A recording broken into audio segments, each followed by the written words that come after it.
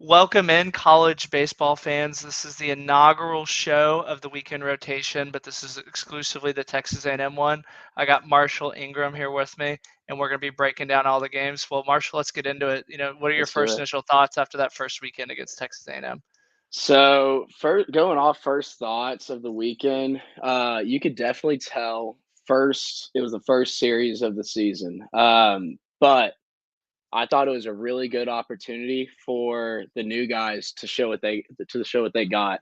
You got guys like Laviolette, Cason Wells, those dudes. Like we all know what Warner can do. We know what Bose can do. We know what Jack Moss can do. But really having those young guys and new guys step up, that was really good to see. Yeah, and it was kind of cool to see how Sloss was going to handle, Bose being back healthy and Yeah, Targash and obviously Lavalette, how he was going to play those three. And then yeah, also replacing, Dylan Rock and Troy Clonch behind the hmm, plate as well as a shortstop. So it was kind of good to yeah, see, Hunter Haas. He had a few struggles last year with Arizona State, so it was kind of hmm, good to see him swinging the bat and just yeah. getting It some was. confidence there. And Yeah, he batted leadoff. That one actually really caught me off guard that first game when I saw the schedule because I yeah. thought Warner was going to do it again just because he batted when he was Batted healthy lead so off good there. all the way through Omaha last year when he was healthy, and then he switches it up, and yeah, it was good. I kind of like Haas in that leadoff role and moving Warner, a big body, into kind of the center of the order. Yeah, my kind of sneaky suspicion was I thought Jordan Thompson, just because he got so hot there at the end down the Yeah, stretch, he was going to kind of hmm, bump up. But I mean, if he's fine hitting the seven hole, why change up the mojo? yeah. You don't need So to. let's go ahead and get the elephant in the room, Brett Minnick going down. Gosh, Do you man. think, is it going to be Stanley that replaces him, or do you think it'll be Cason Wells that kind of gets those at bats?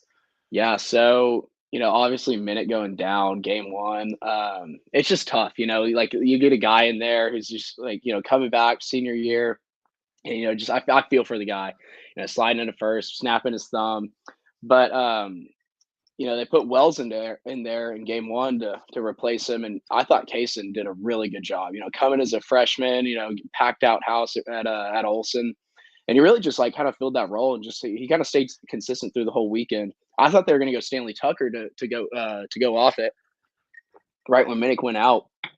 Two-time conference JUCO conference player of the year. But they go with the freshman, and I thought Wells did a really good job. He was getting on base however he can, got a few knocks here and there throughout the weekend, but he really showed his plate discipline. Getting on with a few walks. It was good. It was good to see him. Yeah, I did think it was a little bit weird that when Stanley Tucker did play, they moved Jordan Mhm. Thompson over to right Yeah. and had him play center field. That was a little odd, but other than Mhm. that, I mean, it was just a matter of time, I think, before Lavalette moved up to that four hole. Yeah. And Sunday, I mean, the offense seemed to kind of respond, but I Mhm. mean, it was some worrisome moments there for a little bit when they were getting no hit. I mean, obviously Yeah. Seattle. They're still a D1 college baseball team. They're still good, but last year I think they only had like 16 wins, Yeah. I think it and was 16. they really weren't competitive. I think they were picked to finish either second to last or last in the WAC. And for reference, those are teams like Sam, Tech, Yeah. not really. ACU, those guys. Yeah, Yeah. I mean Grand Canyon, but Grand Canyon's going to be the one. Like if you're at the Yeah. bottom of it, they're Mhm. definitely a lot closer to somebody like the Permian Basin or something. So then Yeah, exactly. rolling into that Saturday game, then they started off, you know, obviously winning the game, but down 1-0. It was kind of good to see them battle Mhm. back. And I think the other kind of big surprise, not of the weekend because Sloss announced it, was Troy Wanston getting the start over Chris Yeah. Cortez. Yeah. I think everybody leaving fall camp kind of was like Chris Cortez is going Mhm. to be the number two. But Mhm. I mean, he had a little bit of walk trouble and hitting some batters there, but Yeah. for an opening It weekend, it was a lot of nerves too, it's first start of the season, it's maybe to him, but everyone else especially, it was kind of a surprise that he was starting in that 2 spot. But, it was a little cold outside, and so that might have had something to do with it, and then, nerves, of course, second game of the season, but, I think, over time, that'll go away, and I think Wansing will, kinda settle in there. yeah, and that's the Purdue transfer. So you would think he would be used to the cold, but I mean, when you're Yeah, in those A&M summers, your bones get really yeah, accustomed to being in that heat. And then the other big question is, Nate Yatsky's, the bullpen wizard, the mhm, bullpen god. yeah, The bullpen coming in, shutting the door. Wentz through a lot of pitches, so he kind of, not let the bullpen out to dry, just because, like I said, it's Seattle. But the bullpen, I don't think he allowed a run, and the bats kind of came on late, and yeah, and no really surprises from a lineup standpoint. Haas batted lead off, and then everything rolling mhm, around. Case and Wells obviously batted near the bottom, but rolling right along, started 2-0 when your biggest rival was 0-2 is obviously a great feeling. But I Love mean, to see again, it. it's still Seattle. And then rolling right along into Sunday. Sunday, I guess all the bats woke up. Seattle ran Yeah. out of pitching or something. Hmm. Only played 8, 14-2. The only really surprise was Stanley Tucker, obviously the Hmm. JUCO transfer, playing in center, and then Jordan Thompson playing in right. Obviously, Casey Wells came on late, but Yeah. Stanley Tucker, had all the big at bats. Yeah. Yeah. So, And yeah. Like I think, it's just going to be a battle these next few weeks because I think Slosh came out and said Minnick will be out like 6 to 8. And yeah, so these next few weeks, I think Slosh is just going to go back and forth between, probably the hot bat between Tucker and Wells because they can both fly. They're going to be able to cover ground in the outfield, but whichever one can get on base more, that's really going to be the deciding factor of who steps into that role. yeah, and you almost want to see too. I think Boast will probably get a few of those at bats Hmm. out in the outfield. I know he Yeah, played right. I think he's listed on the roster as an outfielder. yeah, And I'm pretty sure Targash could probably play out there as well. I mean, they're all 100%. they're all And baseball Tucker, guys. he can come in. He can come in and he can come in and serve a role in the middle infield. I know the last 2 years of junior college, he was able to, he played a lot of shortstop, and then that's easy converting over to second base. If he wants to put Boast out there in the outfield, see what they can do. Yeah, and the other thing too that I think Sloss did a really good job of is Chris Cortez threw a lot of pitches, but you Hmm. got to kind of see how he reacted when he got a little bit more tired because Yeah, that's always kind of the mo for fireballers is once they lose a couple miles per hour, they start exactly. getting banged around. So that was kind of good to see that. Yeah. Who do you think your player of the weekend was? Who you think had the best weekend? Dude, I gotta go Laviolette, man. I mean, coming in, there was obviously he had a huge fall, especially at the plate. But he really lived up to those expectations, and that's a lot to live up to as a freshman. But coming in, two bombs and was it Sunday? Two bombs on Sunday. Yeah, and they Um, weren't like wall scrapers either. He, no, he picked them yeah, around. over Section 12, we're talking. And so yeah, and with the weather this weekend, I mean, uh, some of it, it's a little hard to hit in that cold weather, especially in the early games. But he was finding barrels all week, and like even like besides those home runs, he was like in game one, he barreled up a few. He was just finding barrels, man. So I got to go Laviolette. He was making plays in the outfield, and it was good to see. Yeah, and I think Boomer mentioned on Friday that it's probably about 20 or 30 feet shorter because I know that Seattle Yeah, had that one dude crank it off the rack yeah, there. So just for reference, just because I know there wasn't a ton of home runs, but I mean the weather was pretty unbearable. yeah, The guy who almost kind of flew under the radar, and that's almost weird to say because he took over the college baseball world from an A&M standpoint, was Jack Moss. Jack Moss had yeah, a really good weekend. He seemed to yeah. He always get the did. big hit when it mattered. He blew it open, I think, both Hmm. days when. Yeah. So he did a really really good job. Yeah, he did. He did. He was getting on base, and he was 3 for 9 at the plate on the weekend. But like he's the big name throughout the lineup, and so just really having that stud show out in opening weekend, that was good to see. That was really good to see, especially with Warner having a tougher weekend because he's the other dude. But he with Moss stepping up and just continuing that name that he has here in College Station, that was good. Yeah, I mean, it seemed like the season was going to ride on Minnick, Moss, and Yeah.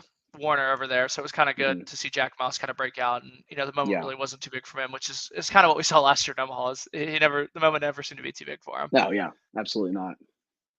Rolling right along here, we got Lamar on a midweek. Hmm. More of the same. A lot of same kids probably played high school together. Yeah. Lamar is 3-0, but I mean they played Oakland, which is northern team out of the horizon. Yeah.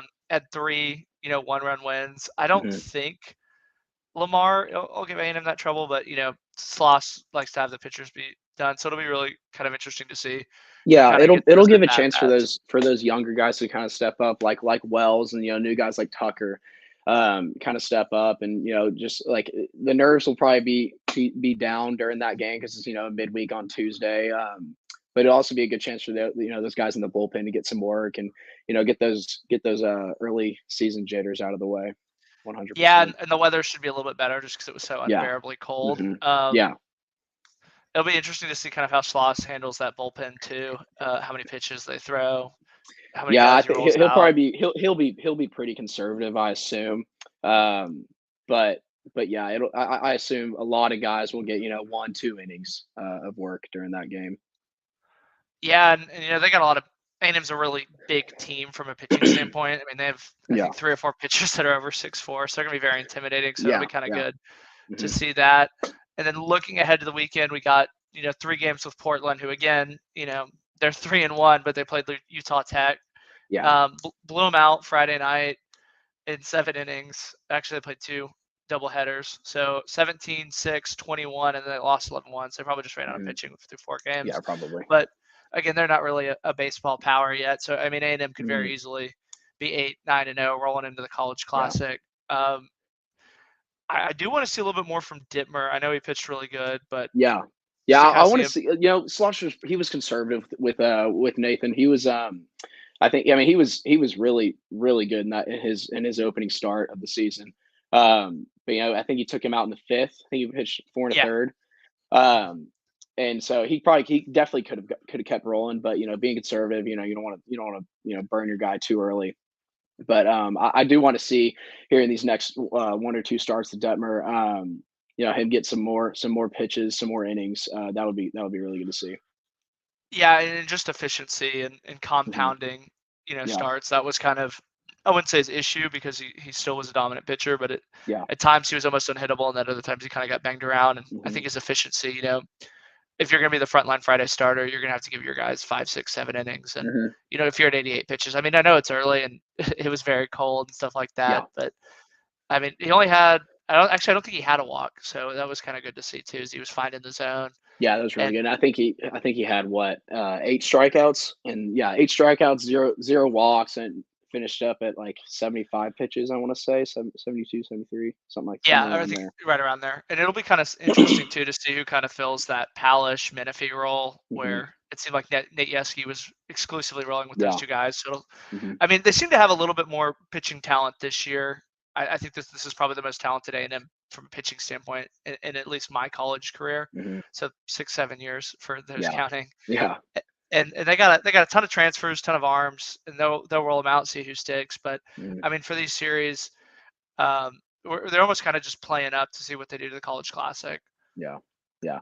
Yeah, College Classic will be big. That'll be, their first test because, A&M, we don't have a huge non-conference schedule. Like we're playing, it's non-conference. So you're going to play a lot of Seattles and Portlands and Lamars, and it's good to get some innings, get some at bats through those guys. But this College Classic, and then we got Louisville coming up. Those will be big. Yeah, and I'll have to check and see, but I think they have like a midweek in Houston before that, Hmm. or Yeah. against the Houston team, so it'll must be like a dress rehearsal. But Yeah. I think more of the same from Portland. I think you want to go out, dominate when you can, Yeah. and kind of get it done. But Hmm. I mean, if I'm being honest with you, I kind of expect a little bit more from A&M over the weekend. I know that we saw South Carolina and other schools kind of dominate, and yeah, I mean it's great Hmm. to win and do that, Yeah. but they really didn't blow them out, and they kind of added on late too. That was the other They thing that was a little they bit odd. kinda let Seattle just hang around. Like, A&M obviously is just they're expected to dominate throughout the week. You're supposed to sweep Seattle, Yeah. but they kinda let them hang around. I mean, they were up. I think Seattle was up 3-0 in the 5th inning, on in game 2, and Yeah, so, and I mean, other than Sunday, which I think is a little bit more of an yeah, yeah, anomaly, but I mean that was kind of their thing last year. Is they mhm, won ugly, and I know yeah, that that's probably. I mean, Slosh was never going to complain about winning, but I'm sure that probably drove him yeah. nuts Oh, doing that. absolutely. Well, and when you're playing, mid majors like these, I think the key, like, because most likely you're gonna sweep them. You might drop one, and that's gonna be that would be really disappointing. But you're really looking for a sweep against these mid majors, and the key to that is just you gotta like the key to showing like how like what you got on your roster is dominating game one and game two, because you're gonna dominate game Yeah, three. These mid majors, the pitching wise, they just can't compete with I think with every team in the SEC that mhm. played, actually, I think period, because Missouri ended up walking off TCU, but I think every Yeah, team in the yeah, SEC won on Sunday, and mhm. that's really not. We're not over here raving like that's not front page news. It's almost expected. Exactly. It's expected, and so you really just want to, like, I think looking here in the next few weeks against these non-conference games, you really just want to step up and dominate those game ones and game twos, because you're going to dominate in game three. Yeah, and I mean it was kind of nice too to actually start with the series opening win, Mhm. especially last year with Penn, and it seemed to just kind of drag on. And Yeah. honestly, it seemed like Texas over the weekend, where Mhm. all their games seemed to kind of drag on, really weren't that Yeah. competitive. So it was really kind of good. I mean, there was a lot of energy just Mhm. from a fan standpoint. They seemed to get a lot of timely hits, and like I said, win and ugly. A&M does it in football, A&M Yeah. does it in basketball. Baseball's kind of gonna an be Aggie doing thing. different. Yeah, Yeah. they went ugly. Yeah, yeah, and of course, you don't wanna get too hot too early, but you do wanna see some Yeah. consistency, especially at the plate, and obviously, pitchers are gonna win early in the season, but, yeah, I think that really is what's gonna set us apart from those other teams, like, before conference start is if we can really dominate in those early games in the series. Yeah, and just to kind of look really, really far ahead, we got LSU, Mhm. Tennessee, Yeah. Ole Miss, and Texas is kind of squeezed in Mhm. there as a midweek too. So I mean, that's gonna be a really, really tough slate. That's gonna test a lot of your depth. Yeah, And you don't get a warm up in conference, you're jumping right into the sharks, you know? yeah, and Nate Yeske's gonna have to figure out who's his Palish and his Mhm. Muminefree this year, where he can Yeah. just throw him out there Mhm. 2, 3 times in a Yeah. series and say get to work, get some outs, and be efficient. And Yeah. that was, I think, the one thing about the A&M team that I think was just the efficiency from a pitching standpoint. Mhm. I mean, Yeah. obviously you're gonna have walks and you're gonna be working on your pitches and stuff like Yeah. that, but it seemed like Seattle had a ton of long at bats. Yeah. Yeah, they did. They well, and especially in game 2, you got Trey Wensing, he was just getting behind. He's Yeah, it was 1-0 or 3-1, 2-1, and then it's 3-2, and then he misses, and so I really from the pitching standpoint, you just I mean, everyone says that, every coach says it. You gotta get ahead early. You gotta get ahead early, and then that's where you're gonna see success. yeah. I mean, there's that. I'm sure Mhm. every school in the country has that chart of the batting. I mean, Exactly. they use it for a Mhm. batting standpoint, but the flip side of that is they can also use it for a pitching standpoint to say, Yeah. hey, get in early, get out, efficiency. That's going to be your big key. And Mhm. I mean, it's weird because all my life I've never really trusted A&M, but I mean Schloss and Yeski. I mean Yeah. that's a dangerous combination from a Oh, pitching standpoint. absolutely. Absolutely. I mean I really don't even worry about it. I know if he could take the team last year and kind of patchwork it together and have one of the better bullpens, like the sky's Mhm. the limit this year with the talent that they brought in. And it really Absolutely. is a credit to Nate Yeski and Schlossnagle on the recruiting trail that they Mhm. built off that Omaha momentum and got involved. Something that I think is gonna be, like, a huge deciding factor in this pitching staff's success is, Kaufmer. Yeah. He graduated early, man. Like, you got a super youngest guy in the SEC probably starting at catcher, you know? And so that's gonna be huge. If he can and that's someone who I thought flew under the radar this weekend. He just seemed poised behind the plate, out of IMG, so he's playing at the, top of the high school level. But, it's a big jump from high school to SEC Yeah, baseball, even IMG, that's a big jump. Uh-huh. And if you remember correctly, he really wasn't supposed to be the starter. I think they had a grad Mhm. transfer that medically retired. I Yeah. forget his name, Mhm. but out of Cincinnati, that was kind of going to be the guy that stepped in. But he looked really Yeah. good. He looked very mature from behind the Yeah, plate. I know that He looked poised it's gonna back be a there. very big drop off trying to replace a Mhm. 6 year senior with the COVID year in Troy Yeah. Claunch from Mhm. just a defensive standpoint and a pitch calling standpoint. But Yeah. he looked really good behind the plate. I don't think he had a hit though. That was kind of the He only didn't thing have that a really. hit, no, and that's really when they put, JD Gregson in on that when they started him on, Sunday. I know it was Sunday, it was game 3, but, he had 2 knocks in his start, and so that was good to see, catcher coming off the bench and starting, um, so that was good to see, but if Kaufman can really, get his bat going, uh, that'll be awesome to see with A&M. Yeah, and JD Gregson's a JUCO guy. They're built a little bit Mhm. different from a hitting Yeah. standpoint. They're a little bit more mature of a bat. So that's almost expected. But Mhm. I mean, when you get beat up by a freshman, Yeah. it's an eyebrow raiser just because you're like, oh Absolutely. wow. And this isn't a knock on JD Gregerson, but I mean that other guy is the future. You're gonna get Yeah. 3 years Mhm. minimum out of him, and Yeah, absolutely. it- he's gonna have to step it up a little bit because Gregerson, I don't think is gonna. I mean, he was a D1 guy at Baylor before he Yeah, transferred to A&M Baylor and and went then, JUCO route. yeah, but And he Gregson, he'll be even when Gregson plays, he's gonna serve a role. He's gonna be really good. He's got a cannon of an arm from behind the plate. Probably one of the best in the SEC, honestly. But he had a lot of success at Grayson last year, and then obviously Baylor didn't work out. But it'll be interesting to see. Yeah, Coming but off of Baylor's such a opening shit weekend. show. If I'm being Yeah, honest with you, exactly, that exactly. that could very easily have been. I don't want to be here. I can see where this is Hmm. going. I want to jump One ship hundred early. percent. And I mean, he One hit hundred at percent. Grayson, and he hit 360, Hmm. which Yeah, I think for reference, Stanley Tucker hit 400 and was the yeah, conference player of the year. So 361 is nothing to slouch at. yeah. 12 home runs as Nothing a at all. catcher. I mean, Hmm. it almost seems like if you get a home run from your catcher, aside from Louisville or somebody like that who their Yeah. catcher is their bat. It's almost Mhm. just like, gravy on your mashed potatoes. Like you can Yeah. take it wherever you get it. Exactly, exactly. But I think it'll be interesting to say, like you said earlier, it's an eyebrow raiser for him. And Hmm. so, maybe Gregson turns it on and at the plate, and Kaufman's obviously a huge plus behind the plate. But Gregson, if he can come in on those Sundays and fill a role, that'll be huge for the pitching staff. Yeah, and I know A&M people love to use JUCO catchers. I think you have to go back to Hmm. probably Mitch now, and I'll have to Yeah, stat check that one. I think he was the last high school recruit that they had because yeah, he like obviously Claunch was, and hmm, Mikey before him yeah, was a honey, JUCO guy as well. He actually didn't even transfer; he was just a straight up JUCO guy. yeah, yeah, And usually you almost kind of have those JUCO guys just kind of step in. So a freshman when a freshman comes in and beats out a JUCO guy, hmm. he's got to be the guy. Oh, absolutely, absolutely. Yeah, because they All got right, they got they got at bats on them. They got experience on them. all right. Yeah. Prediction. What do you think our record's going to be this week? Got 4 games. Think we win all 4 of them? I mean, you like to say so, but Portland, they're still still mid major, but they're definitely a step up from Seattle. I'd say, in my opinion. But I mean, we got to go 4-0. That's Yeah, that's my prediction. I mean, I if, think if you're if you're if you're saying we're gonna drop one of those, that's a bold move. That's a bold prediction. But I say we go 4-0. yeah, and I was going to say the same thing. I think the only one that you kind of not really don't care about, but the only one you're like, okay, maybe I could kind of see them Hmm. losing from like even like a gambling standpoint is Yeah. um, that Lamar game, just because it's the Mhm. first midweek, so you really don't know what you're going to get. The lineup Yeah. Yeah, could get. yeah, you're gonna be they're gonna be probably playing,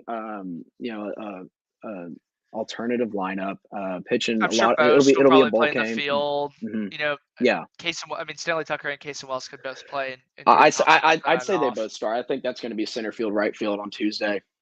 But, it's definitely gonna be a bullpen game. A lot of guys with, 1 innings, 2 innings. That'll be a lot on the box score.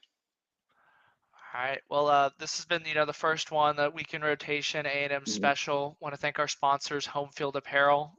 Use code CBC15 to get 15% off your first order. This is Jake McKeever signing out. Marshall, it's great to have you. See you same time Monday. Absolutely. Great to be on.